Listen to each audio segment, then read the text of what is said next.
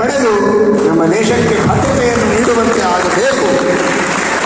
ಆ ರೀತಿಯಲ್ಲಿ ಎಲ್ಲರೂ ಸಾಮೂಹಿಕವಾಗಿಯೂ ಮಾಡಿ, ನಿಮ್ಮ ಮನೆಯಲ್ಲಿಯೂ ಮಾಡಿ, ಮನಸ್ಸಿನಲ್ಲಿಯೂ ಮಾಡಿ.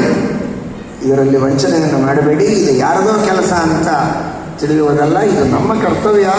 ನಾವು ಮಾಡಬೇಕಾದದ್ದು ದೇಶದ ಸೇವೆ, ಇದು ಈಶನ ಸೇವೆ ಎಂಬ ಭಾವನೆಯಿಂದ ನೀವೆಲ್ಲ ಶ್ರದ್ಧೆಯಿಂದ ಮಾಡಬೇಕು. ಅದಕ್ಕೆ ಎಲ್ಲ ರೀತಿಯಿಂದ ನರಸಿಂಹದೇವರ ನೌಕಾ ಸೇನೆ ಹೋಗುತ್ತೆ ಅಂದರೆ ಸಮುದ್ರದಲ್ಲಿ ನರಸಿಂಹದೇವರು ರಕ್ಷಕರಾಗಿದ್ದಾರೆ. ನಾರಸಿಂಹ, ನೀರಸಿಂಹ, ಸಮುದ್ರ ಸಿಂಹ. ಸಮುದ್ರದೊಳಗೂ ಅಗಾಧ ಮಂಭೋ ವಿದಧಾತಿ ಭಸ್ಮ. ಅಲ್ಲಿರುವಂತಹ ಸಮುದ್ರದ ರಕ್ಷಣೆಗೆ ಇರುವ ನರಸಿಂಹ ನಮ್ಮ ನೌಕಾ ಸೇನೆಗೆ ರಕ್ಷಣೆಯನ್ನು ಕೊಡ್ತಾರೆ.